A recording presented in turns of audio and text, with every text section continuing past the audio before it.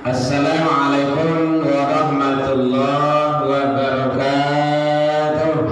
Waalaikumsalam warahmatullahi wabarakatuh. Bu, lihat terdengar bu? Enggak terdengar kembali bah. Boleh. Baik. Untuk supaya tidak kena dalam hukum kita, menjawab salam itu hukumnya bu. Kalau mengucapkan sunnah itu sunnah. Bismillah. Assalamualaikum warahmatullahi wabarakatuh. Waalaikumsalam warahmatullahi wabarakatuh. Alhamdulillah. Semangat ibadah itu berlalu. Hamdan wa syukran lillah. Puji dan syukur selalu tiada henti kita ucapkan kehadiran Allah Subhanahu wa taala. Alhamdulillahirabbil alamin. Biiznillah, dengan izin Allah, sampai detik malam ini, walau dalam situasi alhamdulillah hujan diberikan Allah, itu adalah karunia. Kita masih diberikan kesempatan, diberikan keistiqomahan hati untuk menjalankan ibadah. Mudah-mudahan ibadah-ibadah yang kita lakukan semoga diterima di sisi Allah hendaknya. Salawat dan salam ke Nabi Muhammad sallallahu alaihi wasallam. Allahumma salli ala Muhammad wa ala ali Muhammad. Angku-angku ini mama yang sama kita hormati, alim ulama cadir pandai, kaum ibu pondok Kanduang, bapak ibu hadirin, terutama bapak ibu para pengurus masjid, bapak ibu tokoh masyarakat, hadirin anak-anak kita yang hadir pada malam hari ini, rahimahumullah. Halo, kita dengar dulu. Jadi diamnya Pak. Ya, kita manfaatkan waktu yang sedikit ini. Sepertinya kok awak dah mulai lamangan tua nampaknya Pak. Betul lima wae tu. Apalagi kalau ada menyanda. Tidak apa, lanjutkan saja menyandanya. Ya, tadi siang awak latihan, baru lapang, kening lakanya, betul ngantuk loh. Nah, jadi mudah-mudahan duduk kita di masjid ini semoga dianggap bernilai ibadah di sisi Allah hendaknya. Amin ya Rabbal alamin. Qala Rasulullah, baginda Rasul menyampaikan, man salaka tariqan yaltamisu bihi ilman, siapa yang duduk dalam majlis ilmu, menambah ilmu pengetahuan, mendengar pengajian dalam rangka taqarrub ilallah, dengan niat yang ikhlas tulus karena Allah, sahalallahu lahu tariqan ilal jannah, Allah bantangkan jalan menuju surga kepadanya. Amin ya Rabbal alamin. Ada mambak onde-onde bu, bikosa bu, jangan ini keluar. Kalau ibu keluar panjang pengenang bu, makan sewak lain. Nah gitu. Awak kalau menjadi onde-onde lebih rugi itu tuh, kau pikir awak dah. Hamba orang psikologi dakwah bu, pokoknya asal jemaah yang gelisah berhenti. Nah, itu caranya. Jadi mohon bersabar awak. Ya, dalam ilmu psikologi dakwah memang seperti itu. Hadirin kaum muslimin rahimakumullah. Nuzul Quran itulah setiap tahun awak peringati. Nazalah turun Quran. Peristiwa sejarah syirah tentang turunnya Al-Quran tiap tahun selalu, mulai dari masjid, musola, surau, bahkan lalu di kantua-kantua sampai ke istana sekalipun. Kita berharap itu bukan hanya sekadar simbol. Kalau hanya peringatan tahunan, buat apa gunanya? Yang penting adalah pengamalan terhadap Al-Quran itu sendiri.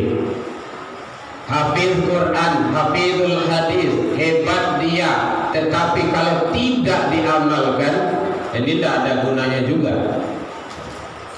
ternyata yang menikam Imam Ali, sahabat Rasul, mantu Rasul, ternyata adalah orang hafid Quran. Nah, ini pengamalan dari Al-Quran itu yang penting.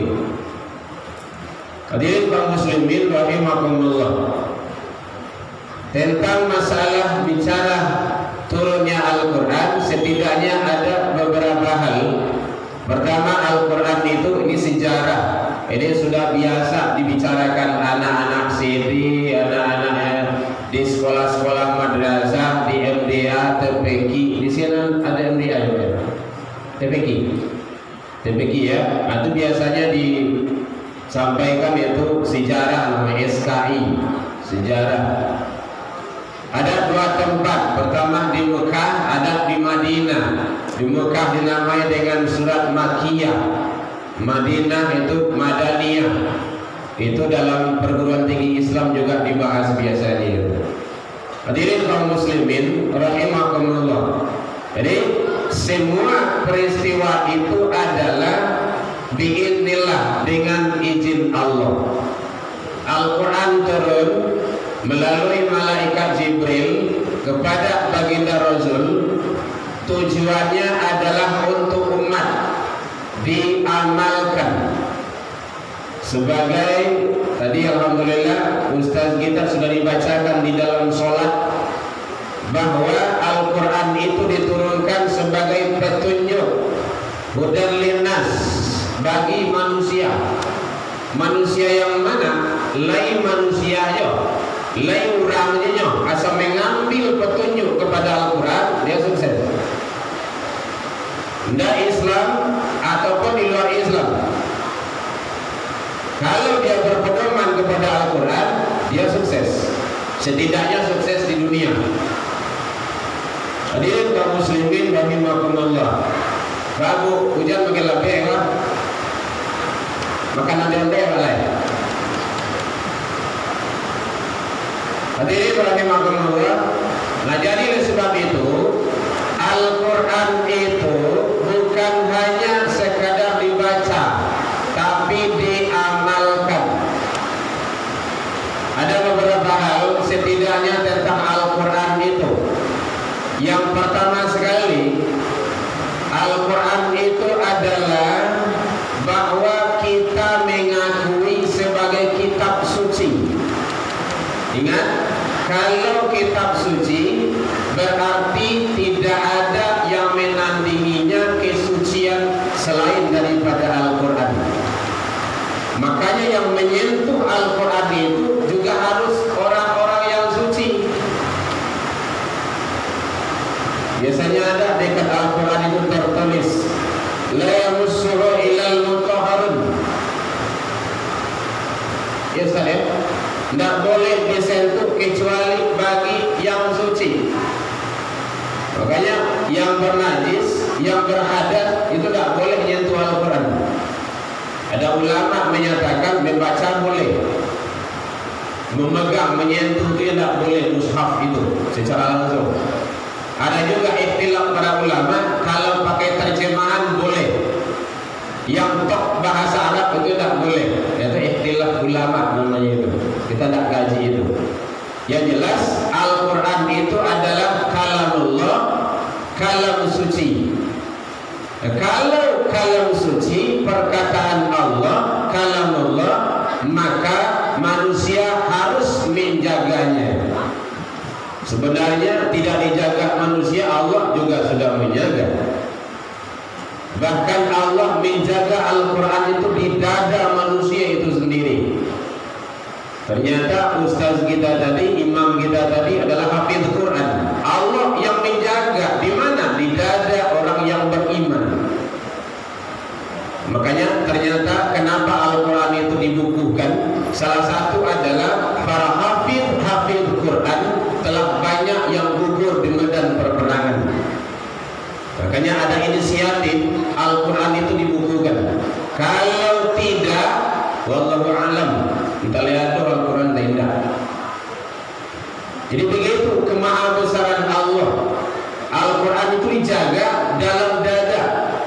Maka tak heran kita ada umur anak 5 tahun hafidz Quran dia.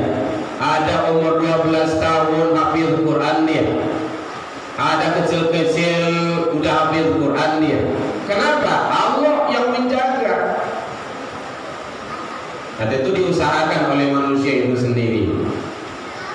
Kita kan ada lembaga hafiz Quran itu, makanya bahkan ada metode yang termudah 3 kali 10, 30 menit satu lembar udah selesai. Itu udah lama itu. Kalau Syekh Ali Jaber itu paling 5 menit. Jangankan 5 menit, 2 menit saja selesai bisa menghafal. Kenapa? Allah Maha Besar. Otak manusia itu sudah desain. Kalau di Malaysia itu sebelum anak-anak masuk perguruan tinggi ada sekolah madrasah namanya sekolah Al-Quran. Udah hafid Al-Quran dia baru masuk dia kepada sekolah lain. Analoginya, jangankan ilmu yang lain, Al-Quran saja yang begitu dianggap susah bisa dihafal, apalagi kalau ilmu yang lain. Makanya kamu lihat orang-orang soleh itu umur 10 tahun udah hafid Quran dia. Kenapa? Allah yang menjaga. Nah, jadi oleh sebab itu membaca Al-Quran itu bukan hanya sekedar membaca, tapi dianggap bernilai ibadah dalam pandangan Allah. Qala Rasulullah, baginda Rasul menyatakan, man qara'a min kitabillah, siapa membaca dari kitab Allah, falahu hasanah, maka baginya adalah suatu kebaikan, wa asyru amsalihah, kebaikan itu dilipat gandakan pahalanya. La aqulu, saya tak mengatakan, kata Rasul, alif lamun harfun, alif lam mim itu satu huruf, walakin alifun harfun, walamun harfun, wa mimun harfun. Alif satu huruf, mim satu huruf, lam satu huruf. Alif lam mim itu sudah berapa? Sudah 3. Apalagi kalau Al-Fatihah udah berapa huruf itu? Begitu Allah Maha Besarnya.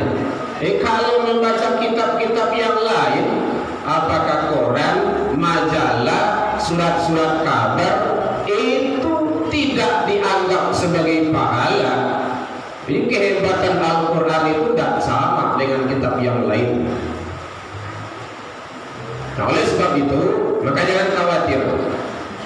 Yang kedua, jangankan membaca, hadirin kaum muslimin, ada kamu catat loh. Nah, catatnya surat nih, baca aja lah, ambil salah. Saya tidak tahu tadi ada yang akan mencatat. Yang kedua, jangankan membaca, mandanga bacaan Al-Quran saja, mandanga saewanya, itu dianggap sebagai ibadah rahmat Allah berikan. Begitu maha hebat dan maha besarnya Allah. Bapak Ibu hadirin kaum muslimin rahimakumullah. Jadi mandangah bacaan Al-Quran saja kita dianggap sebagai orang-orang yang beruntung, orang-orang yang mendapat kemenangan dalam pandangan Allah Subhanahu wa taala. Bahkan Al-Quran itu nanti sebagai syafaat. Jadi beruntunglah Bapak Ibu, anak-anak yang hafiz Quran, anak awak, cucu awak. Kalau ada anak awak, usahakan dia sebagai hafiz Quran. Kenapa? Dia akan mengalungkan nanti mahkota di akhirat, di hadapan Allah, di hadapan para nabi dan rasul, di hadapan para syuhada. Ada anak awak, jadikan dia hafiz Quran. Kalau bisa anak pertama dan anak kedua, asuhnya, suruhnya, ada TPQ, ada lembaga-lembaga Al-Quran. Tidak bisa anak kedua, anak ketiga. Tidak bisa anak ketiga, anak kampe. Lalu walih anak tidak bisa dah. Harus bisa nggak waktu. Inginnya para anak ingin dijadikan hafiz Quran. Alhamdulillah kita berusaha untuk itu Bapak Ibu. Nah, jadi oleh sebab itu, mari bagaimana apalagi kita yang selalu kental dengan adat basani syarak. Syarak itu agama. Adat basani syarak, syarak basani kitabullah, itulah Al-Quran. Syarak mana tuh adat memakai. Jadi apa yang disampaikan oleh agama, orang beradatlah yang akan memakainya. Makanya Al-Quran itu tidak boleh dilanggar, dipertentangkan, dihujat. Kan ada kemarin itu yang berusaha mencoba-coba mengatakan Al-Quran itu sebagai sumber radikalisme.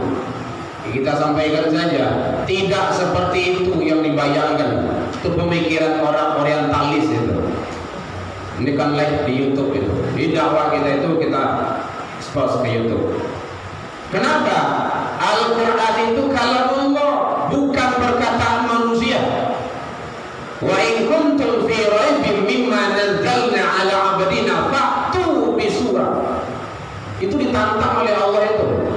Kalau memang hebat manusia itu, buatlah. Jangankan banyak surat, satu semisal surat saja jadi. Panggillah syuhada-syuhadamu. Kalau di awal syuhadaku orang-orang hebatmu, para doktor-doktormu, guru-guru besarmu, para hafiz-hafiz, ahli-ahlimu, panggil. Kalau memang hebat, buatlah semisal Al-Quran. Tidak bisa. Udah ada itu di zaman Rasul itu kejadian itu yang dibuat oleh Musailamah Al-Kadzdzab. Nah, jadi oleh sebab itu nggak mampu kita menandingi aturan hukum Allah, nggak mampu kita. Al-Quran itu lengkap, sudah sempurna.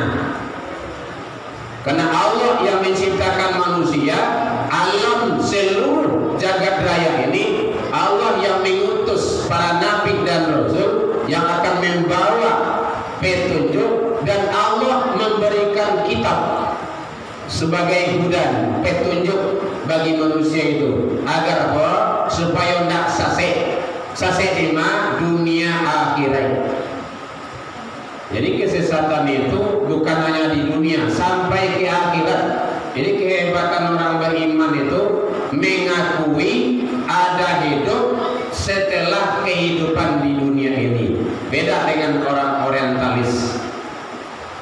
Nah, jadi sebab itu sekali lagi, mari kita bagaimana istiqomah mengamalkan Al-Quran itu sendiri, membaca Al-Quran itu sendiri, mentadabburi Al-Quran itu sendiri, agar Allah memberikan yang terbaik kepada kita. Di dalam Al-Quran lengkap sudah, baik dari segi adab, pergaulan, sopan santun, ekonomi, rumah tangga, adab, semuanya dalam Al-Quran sempurna. Kadang ilmu awal sampai ke situ. Kalau ada orang menyatakan tidak ada dalam Al-Quran, itu perlu diluruskan itu ucapannya. Bukan tidak ada, belum ditemukan. Tidak mungkin itu.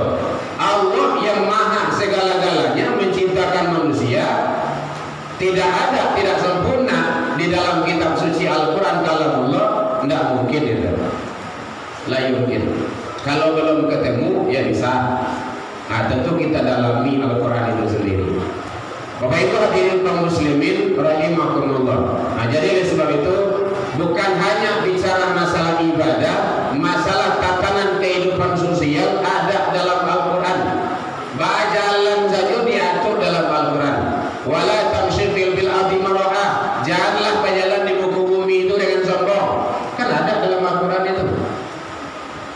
Sudah diatur semuanya. Bahas supaya anak-anak itu dibawa ke rumah saji, ajarkan dia ibadah, ajarkan dia tata krama, ada dalam Al-Quran. Jadi semuanya lengkap. Jadi inti bagi kita adalah di samping kita membaca, paham maknanya, tahu maksud dan tujuannya, mengamalkan Al-Quran itu sendiri. Kalau tidak, maka belum sempurnalah. Ini pendapat Syekh Qutb. Belum sempurnalah seseorang itu hanya pandai baca Al-Quran, tapi tidak tahu terjemahan. Belum sempurnalah seseorang itu pandai baca Al-Quran, tahu terjemahan, tapi tidak bisa mentadaburinya. Belum dikatakan sempurna seseorang itu pandai baca Al-Quran, tahu maknanya, bisa mentadaburi, tidak mengamalkan. Nah, itu yang dipertentangkan gini kok. Udah muncul itu terutama di Sumatera Barat. Masalah jilbab saja kan dipertentangkan itu. Padahal jilbab itu ada dalam Al-Quran. Al-Ahzab 59. Ya Ustaz ya. Allah yang nyampaikan. Jadi kita sampaikan kepada Bapak Ibu hadirin kaum muslimin umat Islam bahwa jilbab bukanlah budaya Arab, tetapi adalah aturan dan perintah Allah. Nah, itu jawabannya itu. Al-Ahzab 59, An-Nur 31. Ya ayuhan Nabi, hai Nabi, qul, sampaikanlah, katakanlah, kasih disampaikan li azwajika, kepada istri-istrimu. Nah, situ jamaah itu. Ini jamaah Ustaz. Kalau bini lebih dari cie, nah itu kalau di Minang itu tuh. Tapi kalau seorang bini sampaikan seorang tuh. Kalau bini awak lain produksi. Kalau laki-laki itu salah. Kasih sampaikan lain. Wa banatika, anak perempuanmu. Jadi aneh bin ajaib kalau ada guru agama, ustaz, buya, bini tidak menutupi aurat doh. Itu sase itu. Menentang Al-Quran itu. Anak gadis tidak menutupi aurat tuh. Bisa dulu wa adolu, sasik menyasehat. Bicara itu media tuh. Di TV bagai. Kita sudah upload di YouTube. Jilbab dipertentangkan, jilbab dalam sorotan. Kasihan sampai lain wanita ilmu mukminin. Nah, ini wanita-wanita orang yang beriman. Awak dia tahu sampaian. Begitu. Anak dia sampaian yudanina. Hendaklah mereka mengulurkan itu karudua. Jilbab. Jilbabnya ke dada mereka. Jadi diulurkan. Tidak dikabean loh bentuk apa kini loh. Itu salah itu memakai jilbab itu. Kalau ingin tahu Bapak Ibu kitabnya ada tipis dia timbang. Kudung gaul. Nah, itu judul bukunya itu. Kudung gaul. Ada 8 kriteria busana muslimah di sana itu. Kainnya tabah, tidak ketat, tidak menyerupai pakaian laki-laki. Iko ada Sarawak urang sana pakai Sarawak jin pakai jin saya pakai Sarawak, ada pakai Sarawak jin loh. Nah, coba yang benar-benar saja. Jadi jilbab bukan budaya Arab, tetapi perintah Allah. Nah, itu yang berusaha ditentang itu. Konsep agama sekarang sudah mulai digeser. Alhamdulillah. 35 tahun yang akan datang sebab bahasa seenana awak. Jadi kini kita Ghazul Fikri, perang pemikiran. Jadi Bapak Ibu hadirin kaum muslimin, dakwah itu memang berat, tapi menyampaikan kebenaran itu adalah sangat penting sekali. Kebenaran harus disampaikan, wajib. Kalau tidak, maka kemungkaran yang akan merajalela. Kece orang yang hobi membuat mungkar, kemungkaran itu betul. Maka kebenaran ini akan hilang nantinya. Ada risiko? Ya, itu biasa. Tantangan dakwah itu. Allah tidak melihat dari hasil usahamu, tapi Allah melihat bagaimana usahamu itu. Hasil itu hak Allah. Fa iza azamta fatawakkal 'ala Allah. Kalau kamu sudah berusaha membulatkan tekad, serahkan kepada Allah. Itu tak urusan awak itu. Jadi penting. Para nabi dan rasul kan kayak gitu. Dakwah kepada keluarga. Oh, yang ayahnya yang kau nyambah patung yo. Ayahnya yang kapi yo. Masalah hidayah bukan masalah kita, itu urusan Allah. Jadi oleh sebab itu Bapak Ibu hadirin kaum muslimin, jangan bosan-bosan menemui awak menyampaikan kebenaran kepada diri awak.